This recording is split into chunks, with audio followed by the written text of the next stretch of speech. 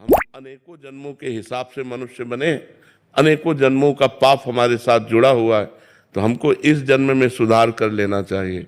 लेकिन इस जन्म में आकर भी हम भूल जाते हैं।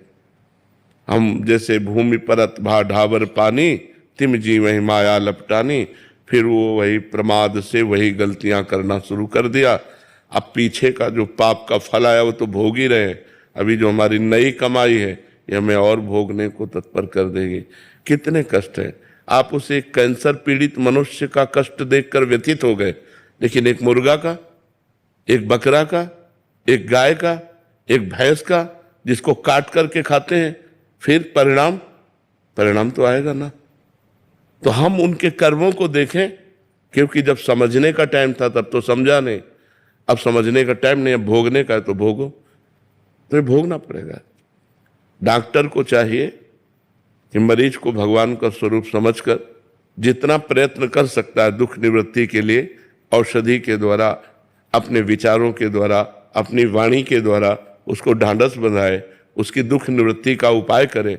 जीव अविनाशी है, शरीर विनाशी है, उसने विनाशी कृत्यों में पाप किया है, इसलिए उसे भोगना पड़ेगा। पर हम उसे छोड़े नहीं, वाणी के द्वारा ढांढस बंधाएं, औषधियों के द्वारा दुख निवृत्ति करें, और जो हमें विज्ञान के द्वारा ज्ञान प्राप्त हुआ है हम प्रयोग करके उसकी दुख निवृत्ति का उपाय करते हैं। पर उतना ही कर सकते हो जितना करना है, आगे को तो भोगना ही पड़ेगा उसे। तो इसलिए पाप का अवश्य फल भोग, अवश्य में भोक्तव्यम कृतम कर्म शुभाशुभम, शुभ और अशुभ कर्म का फल भोग। कैसे कैसे लोग पाप करते हैं, आप देखो ना, कैसे कैसे पाप करते हैं। उनका परिणाम जब आएगा, तो भोगना पड़ेगा ना।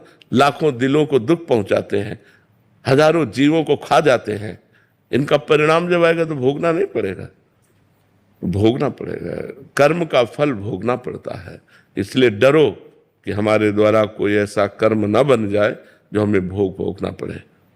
नाम जप करो भगवान का, परोपकार करो दूसरों का, कभी दूसरों के साथ हिंसा व्यभिचार ऐसे दोष मत करो, तो तुम्हारा जीवन आनंदमय हो जाएगा। पीछे के पाप भजन बल से नष्ट हो जाएंगे।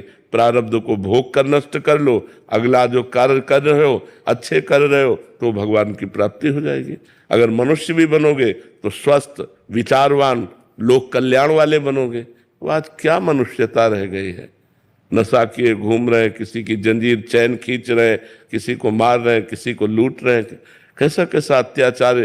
पर बहुत समय हिसाब लेट होता है अपने यहाँ, तुरंत हिसाब नहीं होता। भारत में भी देख लो, कानून व्यवस्था में अगर आज मुकदमा डाला गया तो 10 साल मुकदमा ही केवल चले। 10 साल मुकदमा चलने के बाद उसे सजा और जुर्माना दिया जाता है। तो अब ये जब एक जन्म में एक की हुई अपराध प्रवृत्ति का 10वें वर्ष में निर्णय होता है जाके, तो फिर अनेक जन्मों से जो हम पाप करते चले आ रहे हैं, हमारे भगवान का तो बहुत बड़ा दरबार है, वहाँ तो असंख्य जीवों का हिसाब किताब है।